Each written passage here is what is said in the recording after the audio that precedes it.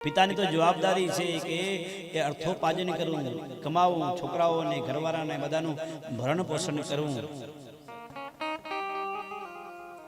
પણ માની એ જવાબદારી છે કે બાળકોને સંસ્કાર આપવા, સિંચન કરવું.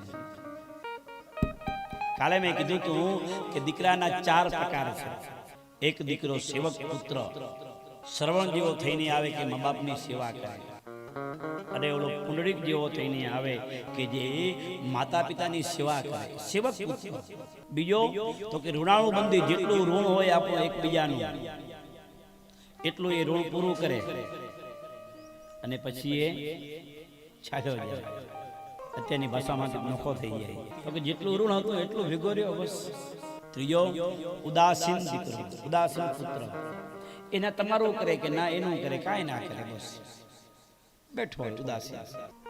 ક્યારેક આપણે એની સેવા કરવી પડે એવું બને.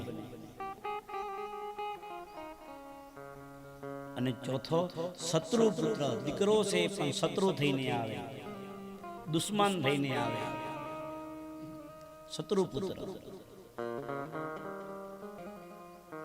પણ એ શત્રુ પુત્ર ને સેવક પુત્ર તરીકે જો એને બદલાવ કરવો હોય તો એ જવાબદારી માની છે.